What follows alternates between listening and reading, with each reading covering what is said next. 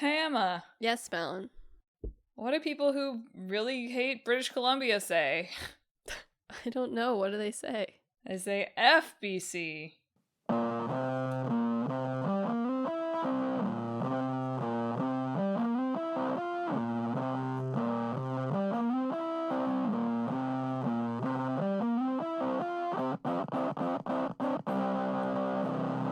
Hello and welcome to Talk This. It's dangerous to podcast alone. I'm really just laughing at the look you gave me after you said that. You gave me a look. I was giving a look at your look. Look, I know that wasn't my best host, Madelyn. I'm your letting the team down host, Madelyn. I'm your stealthy host, Emma. And thank you for joining us for really, it's dangerous to talk podcast alone week at Talk This. Yeah. I fear, Emma, that we have once again, because the more I read about them, I was like, oh, like, there's a similarity. There's a similarity. Oh, there's like sort of an underlying design similarity. We've once again somehow pulled two games that are not actually very alike, but have enough similarities that I think the mashup will be challenging. Well, I'm excited. My tolerance for difficulty with this has gone down over the years. Now every episode I'm like, I don't know how we're going to do this at the beginning. Anyway, is that our brains rotting, do you think, over time? Yeah. Unk now. Yeah. We're talking about Monaco, What's Yours Is Mine. Emma never puts the subtitles in the thing online. It's on the site. I just don't think I said it out loud. Emma never says the subtitles out loud. Yeah. Emma hates subtitles. And FBC Firebreak. Both of these games with subtitles. So there's similarity number one. True. So yeah, it's co-op week here at Talk This. Yeah. In a sense, every week at Talk This is co-op week, but two co-op games. That's why it's our name.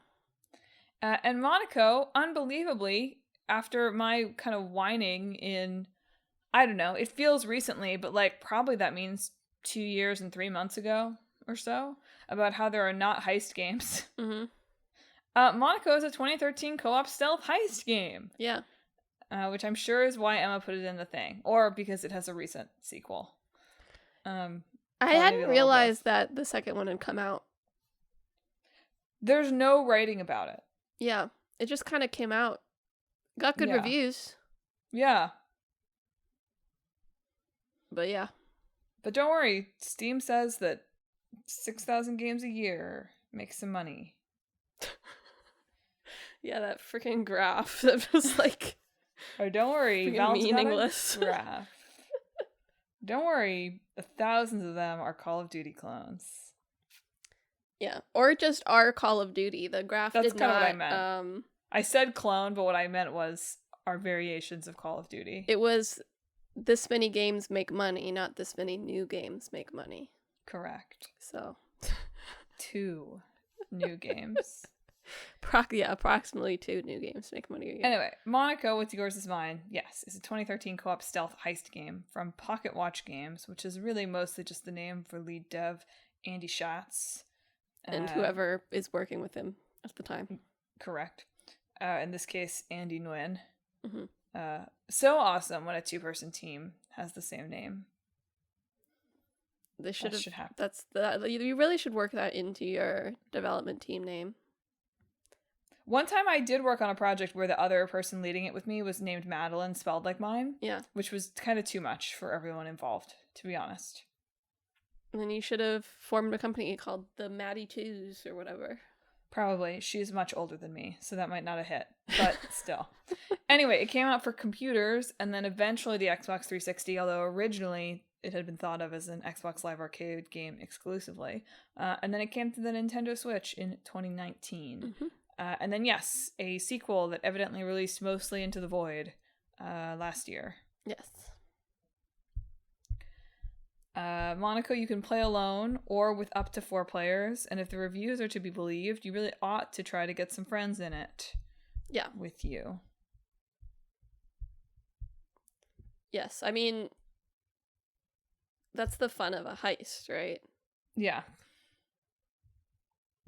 You don't do it by yourself. Yeah, it's not Ocean's 1. Ocean's it's not 1. Ocean. Is his name Ocean in that? I don't know, actually. Probably? Has to be, right? I feel like it had, yeah. Weird name, though. Frank Ocean is a guy. I know, but he's not in Ocean's 11. True. I just mean... Nor am I confident that that is his real name. So. Fair enough. Anyway, well, you know what? Having said that out loud, why would it be the real name of a man? A man who ran heists could also have a name that is not real. That's also true, yeah. And in fact, might be expected to be. Yeah. Anyway, in Monaco, it's like a top-down 2D style kind of, you know, puzzle and avoid, not puzzle, but like, you know, you've got to kind of crack how to get through it. Yeah. Not like Skyrim puzzles, though. No. That's what I mean. Where you can play as a bunch of different characters on the heist team with different kind of key abilities. And the goal is to utilize those skills to heist. Yeah. There was an interview on Shack News interviews with Shots that was talking about Monaco 2, and he was saying that the game is based off, he made like a paper game like this before he left his job to make his indie company. And so Monaco, the first one, was him taking this paper design and said, okay, how do we make like the most bare bones version of this possible into a video game? And then Monaco 2 is supposed to be like, okay, how do we take this and actually make it fully into a video game? So the second one is isometric 3D, for example. And also a little bit more focused on like the heist planning portion. Versus he describes the first Monaco as very much more like the cat and mouse stage stretched out. Now that said, I appreciated that the kind of framing story device did take notes from, like, this game is a heist game, not just in that it's, you know, about stealing things, but it has the kind of, you know, when I've talked about this on the show before, I think what's difficult to bring from the heist movie and TV genre into video games is the, you know, so here's how it all went down moment, which is of course the best part. So here's how it's all gonna go down, and then we cut to it going down throughout, right? Like, that's the best part. That's the best part of any heist piece of media. And that's hard to do in a game because you have to play it, right? And so much of the joy of a heist story is you're going through it and you're watching it and it's like, oh, how are they going to get out of this one? And then they do. Or, oh, that's the plan and it went exactly as Ocean said it was going to go. I don't know if in Ocean's 11 there's a moment where they go, so this is how it's all going to go down, but I'm assuming there has to be. Well, I think there's either, in heist movies, it's either like they lay out the plan first and then you watch the heist and things go wrong, or you watch the heist go perfectly, like as they're describing what they're doing. Yeah. So this one does sort of have the framing perspective of the characters are doing these police interviews with Inspector Voltaire and recounting their different stories for the events of a heist. So, and this will come back later, right? The first set of missions and the last set of missions are like the same, except that they're telling them to different degrees of, for the gamer, difficulty. Which I thought was cool. I thought it was a cool little like story nod, fun gameplay tie-in thing. That is fun. And that will come back. That similarity of you go back to the level. In this game, it seems kind of cool. Remains to be seen for our second game. Yeah. But yeah, I think by having that framing device, you know, it still doesn't quite capture the joy of like, oh yeah, so like let me watch how this little puzzle box unravels. But I think it does capture the uh-oh, this has gone wrong feeling. Yeah. So it's a specific kind of heist story. Yeah, it's cool.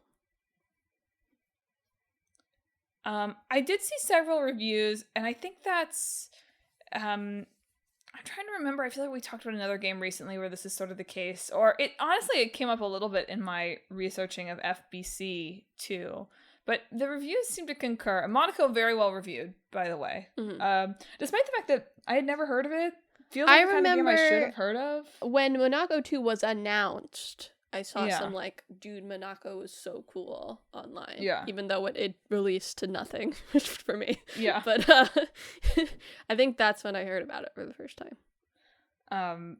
So it's funny because it just feels like the kind of game that in searching for co-op games on the Nintendo Switch, just paging through, which we have done on many occasions, it feels like it should have been pushed to the top of the results. But what do I know? Anyway, really well reviewed. But it seemed like the kind of game in the reviews, it was interesting. It's like, this game is actually only fun when things start to go wrong. Mm-hmm. Like, if you manage to play this game such that you are, like, perfectly avoiding trouble, it's not fun.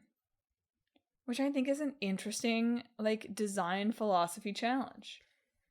I mean, I think that was something considered in the design, too. I read a lot of interviews with this guy, and I can't remember exactly where he said this, but it was definitely saying, like, it's not, like, a pure stealth video game, because it's probably expected that you will be seen at some point.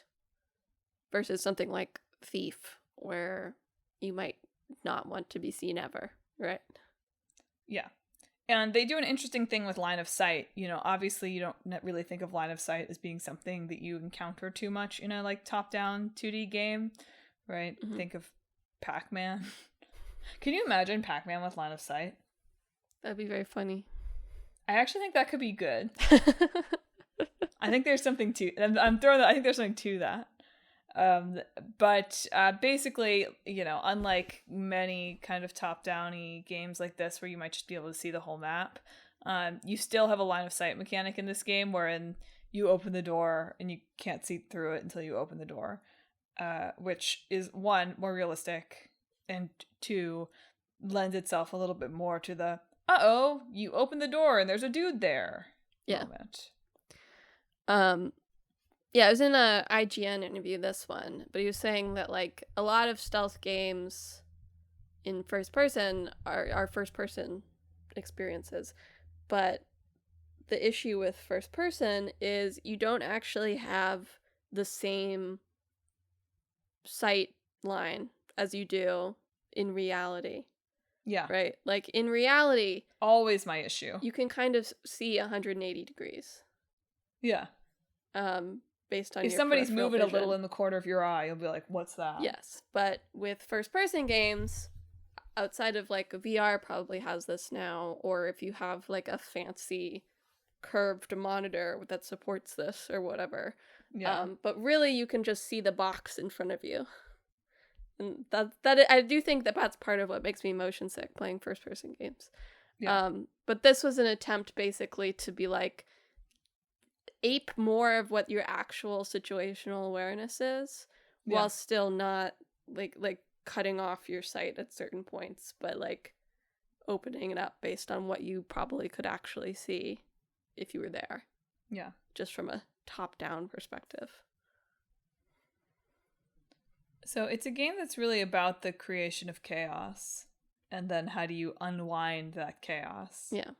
Which, you know, when you think about it, is there in a lot of, what did I see? I feel like Overcooked came up at some point in my FBC Firebreak reading, which was funny. But, like, that's kind of what that game is about, right?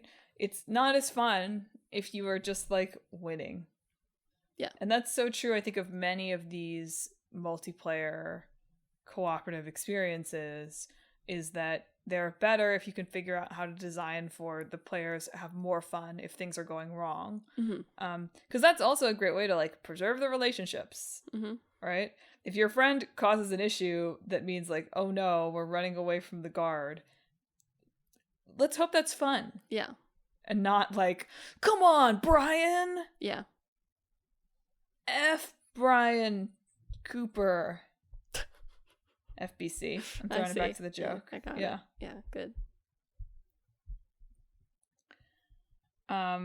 This game also has a soundtrack from Austin Wintory, who is the, you know, best known perhaps for composing for Journey. Yes. Although it is nothing like that. No. Well, I'd hope not. Yeah. I think it'd be a weird fit. Give me that YouTube video. No, it's very this was in a Kotaku review with him. Incidentally, by the way, there wasn't like so much interesting revealed in this interview, but there was this fascinating, super long form interview with Andy Schatz on Polygon from 2013 with like custom illustrations, and he like brought the interviewer to a frisbee golf park because that was a place he loved, and the interviewer asked him to go to a place he loved. And I was just like, we don't do this now. Yeah. Even a lot, there is that style of interview that happens with movie stars or film directors or musicians of a certain caliber, where they like just hang out and talk about their lives and have custom images. But I read this about this like frankly random indie developer. I think it was before the game even came out. Well, Monaco was somewhat well known even before its release, because it won the grand prize at the International Independence, the IGF. It won the grand prize at IGF in 2010. Yes. Like about Beat Super Meat Boy, which was apparently a big deal. Like 15 weeks after he started developing it. Yeah. It was basically just like, here's my prototype with programmer art. I'll submit it, which you can do to IGF. Your game does not have to be done to submit it. But it made such a splash, and then was in development for another like 3 years, because they were adding like real art to it and fleshing it out. So still a reasonable development time frame, not like a awful project that never ends. But there was a while where people knew what it was, but it just wasn't coming out. So that might be part of why there was like totally. this. I don't mean that he was a nobody. Yeah, it's just like, I don't know. It's not Neil Druckmann, right? Like, it was an interesting level of focus on what felt like someone who had made a prototype of an interesting game. And also it described like the other Andy Nguyen as like weirdly silent for a while, which I was like, amazing, insane, big, quiet but powerful, sure, energy. But yes, despite the fact that is a totally reasonable development time for what this game is, it does sound like it took much longer than initially planned. Yes. Mostly because of those early accolades. Yeah. Like, this was a game that he was like, all right, I'm bored of making the kind of Zoo Tycoon knockoffs that I've been making. I'm like finding this uninspired. So let me play with this idea I had, and then hopefully I'll figure something out. And like that's also part of why it didn't end up being just an Xbox Live Arcade game, because Xbox didn't want it, and he felt like, I don't want to go to it with a publisher. I have something here. And then he ultimately did end up going to Xbox with a publisher, but made a lot more money being able to also release it on Steam, which probably wouldn't have been the case. Yeah. But he also, there's a little bit in a game developer interview where he's like, thank goodness I brought in other Andy and also got married, because otherwise this would have been really lonely. Yeah. And also, if you did pre-order the game, you did immediately get available the IGF build version, which I think he renamed to Monte Carlo cool. to distinguish it, which I did think was neat. Yeah. Right? It's like, yeah, I have this version that's done, and clearly people found this version fun. So yeah, if you buy the full version, you might as well try out this cool little thing. Yes. So yes, so circle back to, I think, what was my original thought here. The game has like a silent movie piano score, which is cool. Having, produced a few events that are like silent film with live accompaniment now, that's a cool vibe for a game like this. Mm-hmm. That said, and again, this perhaps will be relevant as we come to our second game, I thought it was interesting that, not that 2013 is before the era of like, I'm creating patches that totally change the game, But they did release what's called the Architects patch, which was described in various news coverage of it as like shortening the campaign, which I thought was weird at first. Like I was like, what does that mean? Like, why would you want to do that? And then it really, in looking at it, they said in one of these news pieces that they noticed that less than 10% of players who finished the first level actually made it through the whole first campaign. Mm-hmm. Which on one hand, I'm sure is not that unusual of a statistic, especially for a game that is like affordably priced like this. But basically they realized in doing that, like, oh, there's too much friction at the beginning of the game or too much repetitive something, and let's get to the goods faster. Which was interesting. But they left it that you could play the original. Yeah. I did remember reading in one interview, I think it was the IGN one again, like, they compared it to, like, the way Portal works, where, like, 80% is, like, kind of tutorial, in that it keeps introducing, like, new mechanics to you, and attempting to make sure that you understand how to use those mechanics, and then the last 20% is like, okay, you've got your tools now, use them. But perhaps they made that, like, keep introducing things a little too long before you get to, like, you can combine it in various ways kind of thing. It's faithful to the genre, though, I will say. It may not work for games, but the idea of, like, throughout the heist movie, we keep getting new gadgets or discovering new people's skills or developing new strategies. Yeah. Like, that's consistent. Yeah. I also liked, there was from the IGF one on VGCharts.com. So this was from 2010. His last answer was talking about, why should you try out Monaco? And it was, I know Monaco is weird looking, but it's incredibly wonderful once you experience it. Kind of like artichoke hearts, boba, or having a child. Please reserve judgment until you've tried it. It will change your life, just like artichoke hearts. So. Whoa. Yeah. I'm gonna have to chew on that one a little bit. Someone had recently tried artichoke hearts and loved it, apparently. Game developers don't give quotes like that anymore. Let them cook a little more. They can't talk about artichoke hearts because of woke now.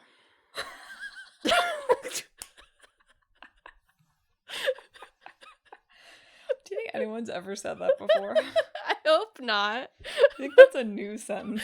I hope it's a new sentence. Awesome.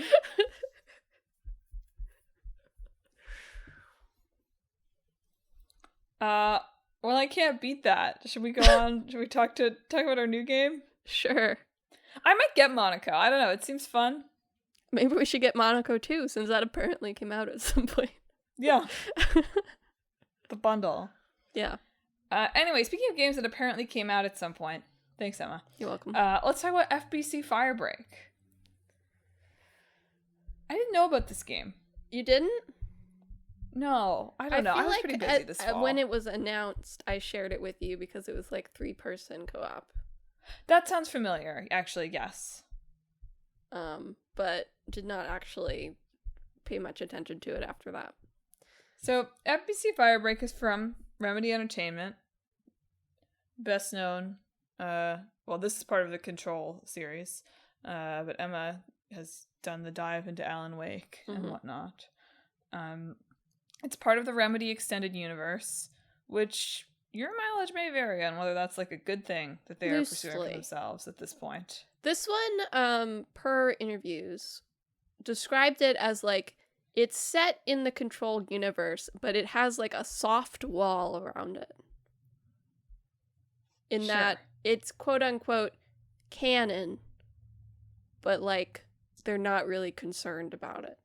Well, what they mean by that is they initially wanted this game to run with new content for years, and they didn't want to have to, like, lore cross-check everything about it. Yeah. Which is their first mistake here. Yeah. Because there's a lot of mistakes here. Maybe that's not the first mistake.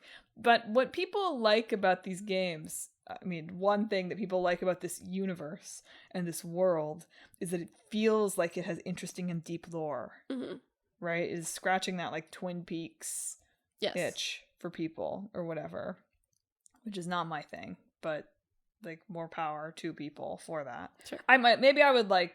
I just can't get past how bad I was at Control in the demo that one time. Anyway, but I think the like lack of story nuggets here, or the lack of wanting to incorporate those story nuggets into the universe, or the like weird reticence for even in naming the game to make it feel like an essential story element for people who liked Control. Yeah. I don't know, weird stuff going on with like, not weird, but interesting stuff going on with that particular intellectual property. Well, it seems like they were very thinking that like this is a different audience that plays these types of games than the audience that plays Control. I don't know if it is true.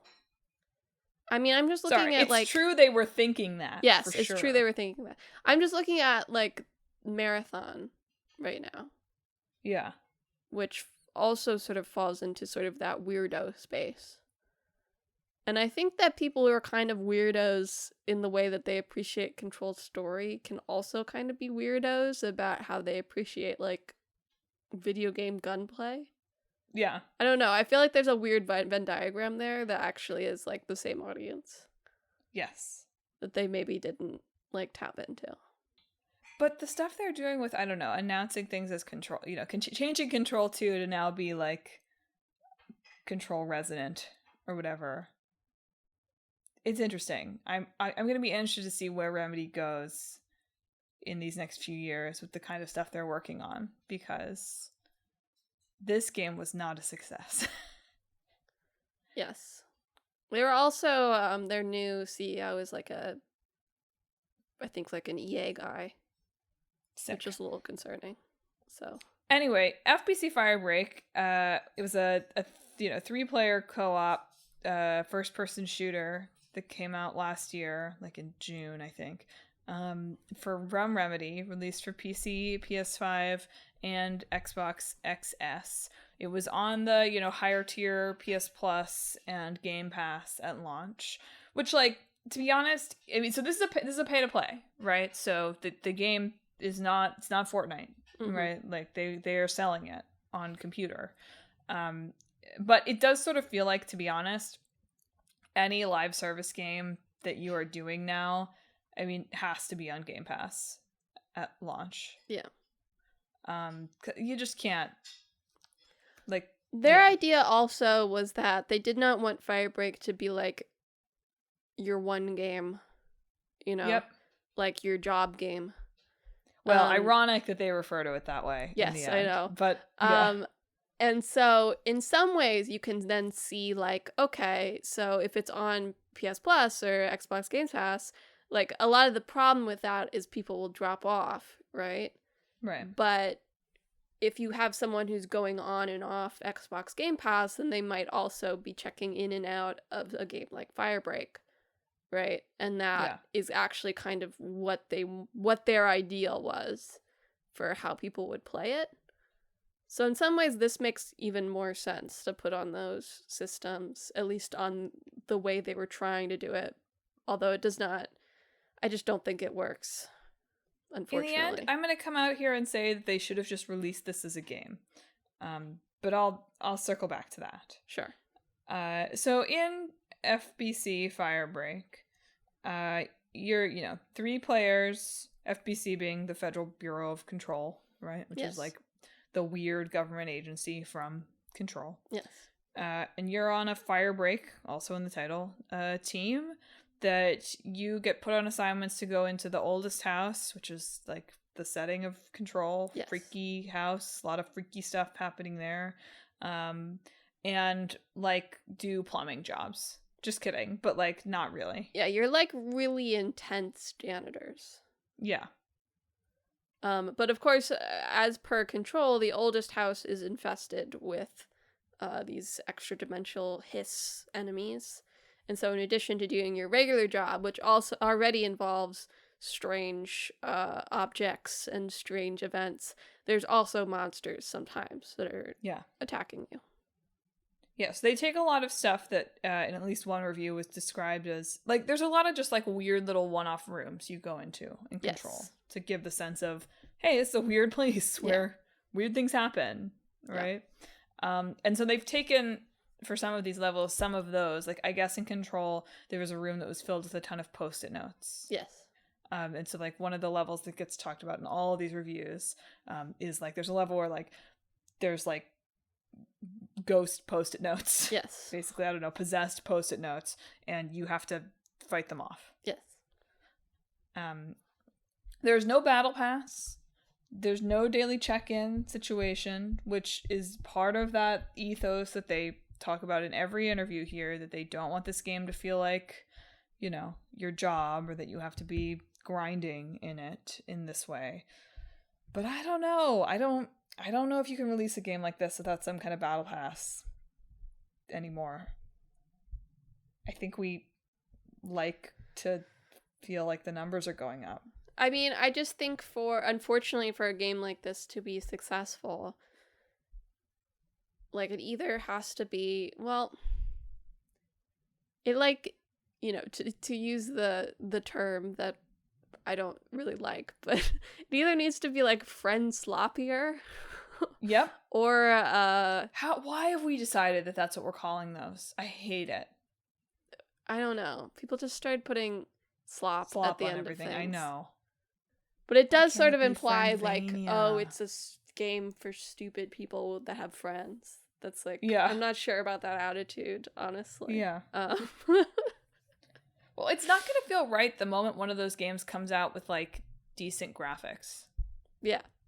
Like, I think part of what's being captured in that title is, like, oh, a lot of these games, these games kind of look like crap.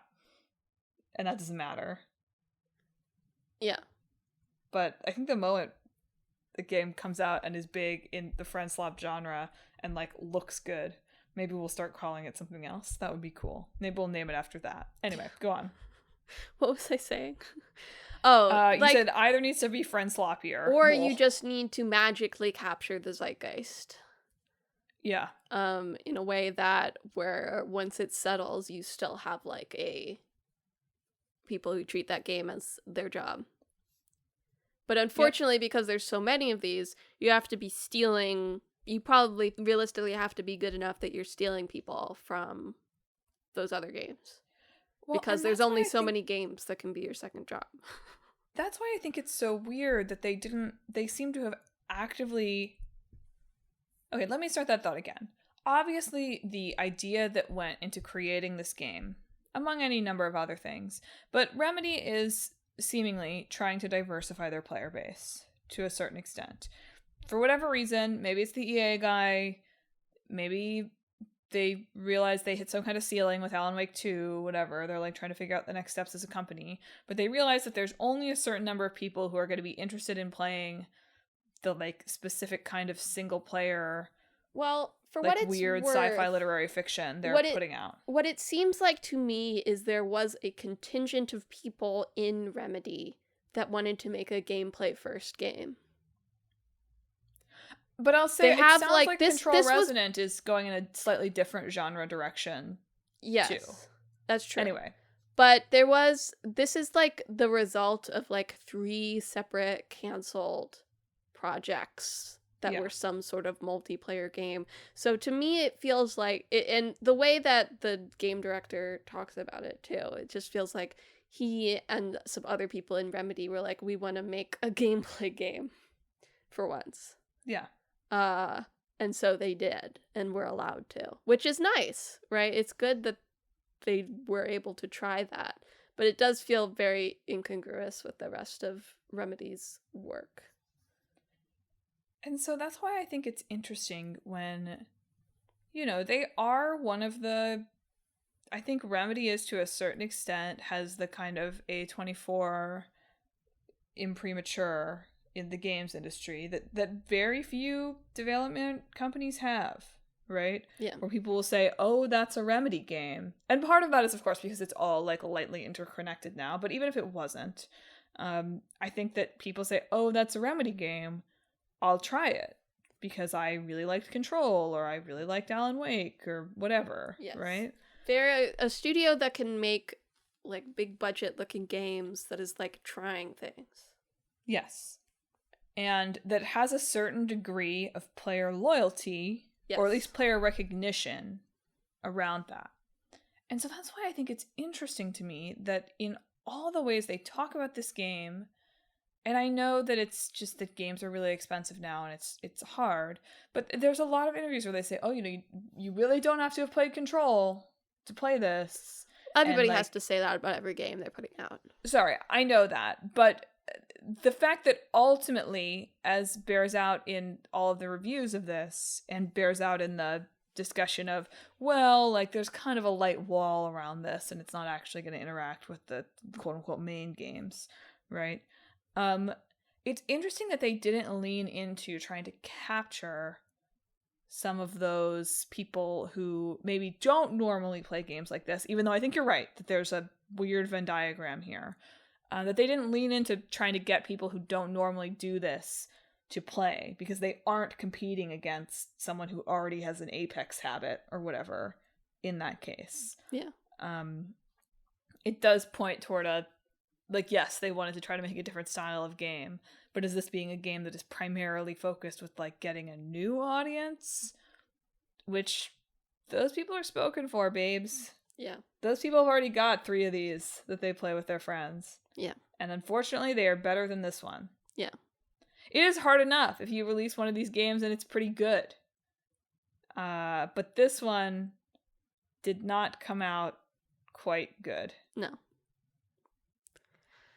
I mean, it is a little unique in that because you are first janitors and fixers, right? They did, by the way, tidbit in a PlayStation blog interview, they said it was inspired by Dirty Jobs with Mike Rowe. Good. Isn't that awesome? That's awesome. Yeah. But you have 3 different unit types. One of which does water, one of which does electricity, and the other one has a wrench. I think there may be more unit types than that, and then those are the chaos or crisis packs or something. But yes. Those are the 3 main kits, was my understanding. Yes, that's correct. Yeah. And so you can make these things work together in interesting ways in order to turn them into things that can fight monsters. But also you're using them to just sort of manage chaos within a level and also do whatever theoretical job you're there to do.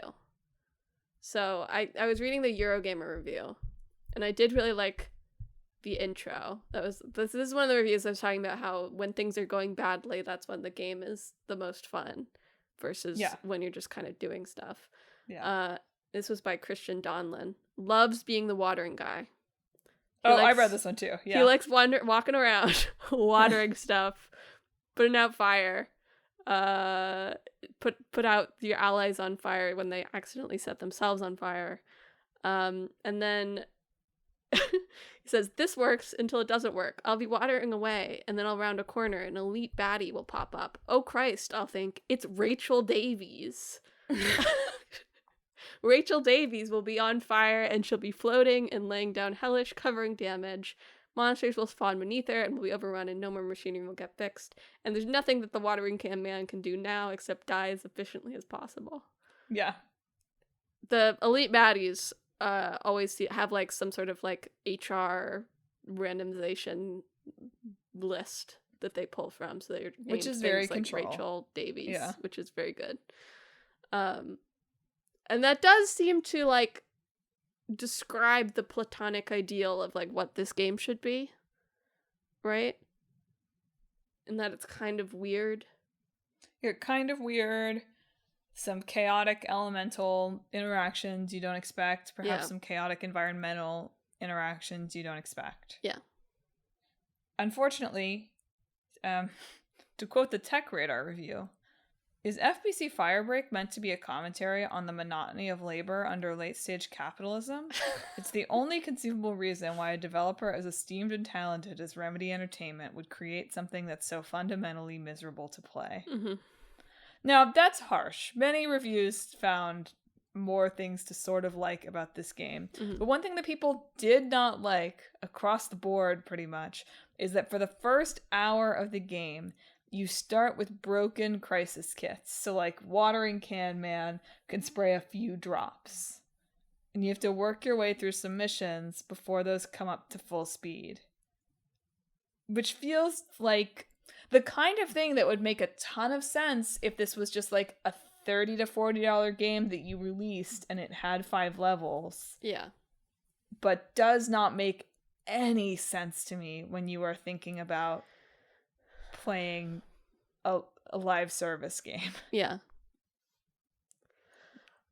I wonder if they almost should have framed it as like, I don't know, like even like full release games have like their post-content calendars now, right? Yeah. So I wonder if they even should have just like done the same thing but framed it that way. You know? Yeah. Release it kind of episodic. Yeah. Everybody liked Dispatch, right? I mean, it does feel like it could be a realm where you could tell some like weird short stories from the perspective of these guys. Yes. But yeah. Where you could actually make it like an exciting little lore drop every time you did it. And still kind of inessential, right? Yeah. Like still not a thing where like, oh, people overstate this about every game series anyway. But not like one of those things where you're like, oh, you have to play this one weird little game in order to understand anything that's going on. Yeah. Or whatever. But a place with still a way they could have tied it a little bit more and added those like narrative tidbits while still being gameplay heavy. But just seems like there wasn't, I don't know, not enough cross-pollination in the teams, maybe. Yeah. It also involves, the kind of like thing that keeps you coming back for this. It's not a battle pass. There's like not like tons and tons of stuff. You can, slowly grind things up in level. It's, but the way you do that is, so there's sort of like 5 missions. But it's like each of them has 3 levels. And you don't get to, like the first 2, it sounds like, are pretty boring. And you can't skip them. So it's really, I mean, it does capture probably what it would be like to work these jobs or whatever. But even just reading about it, I'm not someone who is into these like online team shooter games, really, right? Mm-hmm. But I understand why you would keep coming back to the player versus player ones, or I understand why you would come back to Peak, or to World of Warcraft or whatever. All of that makes sense to me.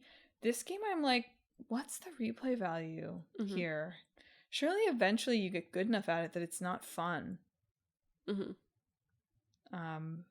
So if I'm not like doing that with the purpose of unlocking a legendary skin, what's the point? Yeah.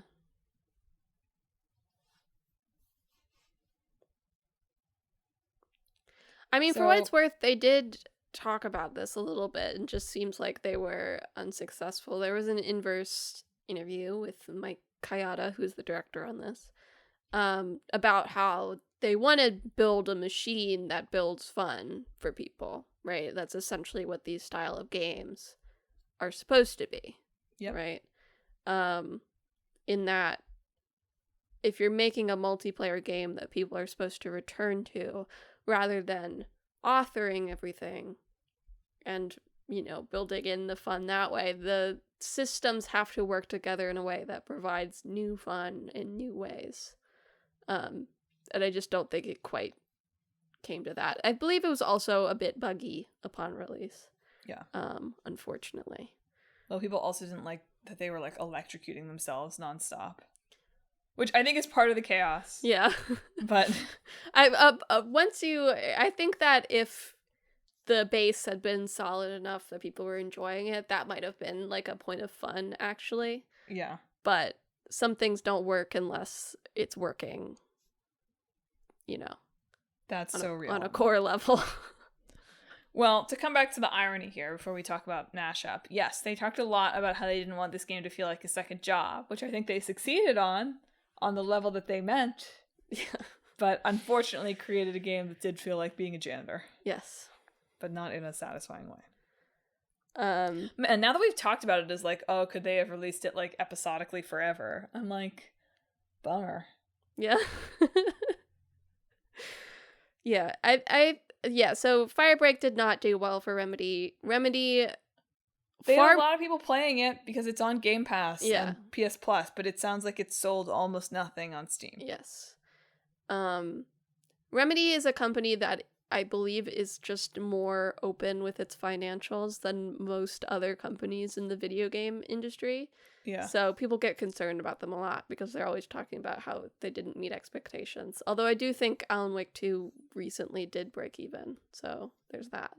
Good job, Alan. Long tail on it is what they usually go for. But yeah, because they do like public financial reports, and so Firebreak was very bad for them, I believe. Yes. And people were concerned about them, and they do now have a new EA CEO who wants to make them profitable, is their statement, which, like, yeah, fair business, I guess so. It's like, yeah, on one hand I'm like, yeah, the CEO should probably say that. On the other hand I'm like, ooh. Yeah, it's in the game. Yeah. Yeah, the more I think about like being able to release this, because Remedy is like a company that could do that. I think Remedy could get people to shell out $5 twice a year to play like a Tales from Control. Yeah. Not like that style, but like, yeah. Like, I think they could get people to pay for a short story game twice a year. Yeah. Because they like the world. Why didn't they hire me as the CEO? Yeah. All right. The mashup is going to be difficult here. I mean, a weirder heist game. Like a supernatural heist game. Yeah. Sure. That's one obvious one. I mean, that would be fun. Yeah. That would be good. And if there's no way to run a heist game as a live service game, but you wish there would be. Yeah. Like if there was a way to like take the kind of capture the flag, several of those have failed recently, so I'm describing a losing proposition here. Yeah. But if there was a way to take the kind of capture the flag model and turn it into a, 4v4, 3v3, whatever, heist and protect game. I mean, yeah, that could be a game. And if I'd come up with that game 15 years ago, maybe a good one. We'd be rich. Yeah.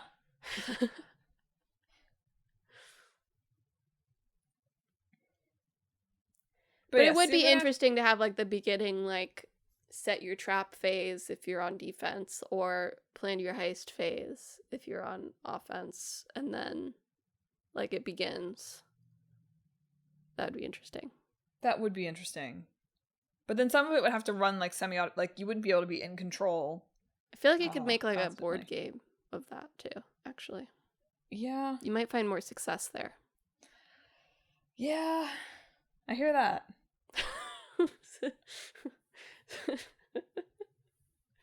Like you'd have cards in your hand and you'd be able to be like, okay, I'm gonna set it up so it does this. Yeah. And the defense that would be a pretty good board game. And you had a few like change it up cards that you can have too, right? So if things are going wrong, you can play the like I've got dynamite in my pocket card. Or you can even do like a Clue like, but as a heist sort of situation. How would that work? Like a team has like a diagram of the like it's sort of like Battleship also. Mm-hmm. But like so you have like two houses and one person's like moving through the house on like the heist mission, and the other people are like setting up traps within the house or whatever. Yeah. It's an interesting idea. I'm trying to see if I can figure out our first game as some kind of like deck builder. Not that that's from either game, but I want it to make money. You know? Sure. Not to throw it back to card games from last week, but I think if you could do like a heist, supernatural heist, rebuild your deck, it like could be interesting. Yeah.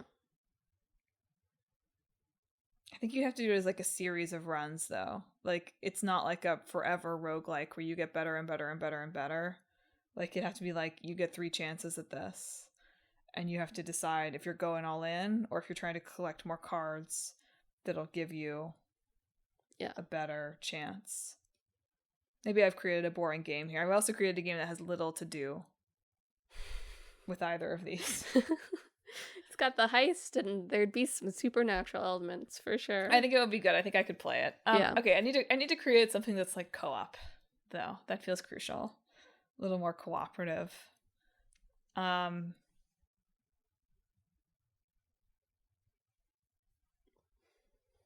They're just once again too similar.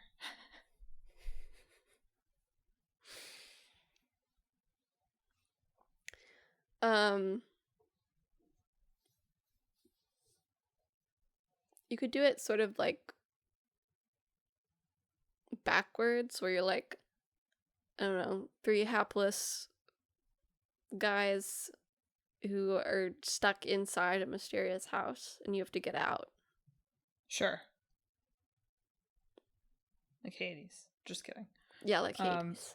Like co-op Hades. Yeah. That could work. I was thinking what you were going to say is that you're like 3 bumbling security staff. You could do that too, yeah.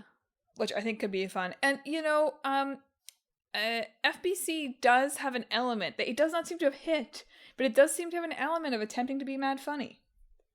Yeah. So I think you could make a sort of a comedic farce out of, you know, Paul Blart Mall Cop, the game. Yeah.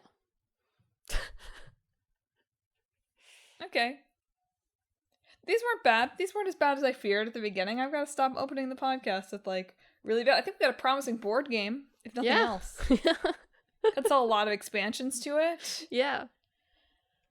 It would probably have to have modular, like map. You know, it couldn't be the same map every time. We'd have like modular things you could put together. Yeah.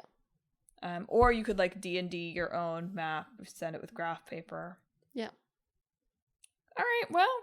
It's a board game podcast now. Thanks for tuning in to this week's episode of Talk This. It's dangerous to podcast alone. Do you think you would be good at heisting? Does George Clooney at any point in Ocean's 11 go, so here's how it all went, or is gonna go down? You never know. Maybe that's what that's from, you know? And we just don't know. I've never seen Ocean's 11, actually. So I know, me either.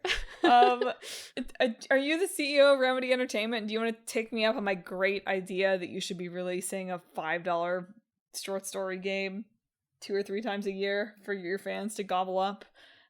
You could make it more than that. You might be able to get away with $10 if it was meaty enough. Yeah. But, you know, at your own peril. How was my joke? At the top. If you have thoughts about this or anything else we talked about this week, hit us up on social media. We're on Facebook, Instagram, YouTube, and Blue Sky at Talk This Podcast. You can also visit our website, www.talkthispodcast.com, where you can read all about the show, check out the games in the hat we're about to grab from, and read our blog. But most importantly, if you enjoy the show, you ought to subscribe. We're on Apple Podcasts, YouTube Podcasts, TuneIn, Spotify, Pandora Podcasts, online and on the app, Overcast, Pocket Casts, wherever you can find podcasts. Hit that subscribe button. Never miss an episode of Talk This every Sunday. It's Emma's side quest next week. Who knows? Something. But what are we talking about in 2 weeks? In 2 weeks, for our old game, we're talking about Crazy Taxi. Sick. And for our new game, we're talking about Cairn. Sick. I think that'll be a very funny combination, actually. So. I'm so relieved. I feel like so many recently have been like, oh my god, this is the same game. This is the fundamentally underlying same systems. Well, that's it for this week's show. Thanks for tuning in, Emma. Here's how it all went down. This week, I hope all of your plans are great successes off the bat.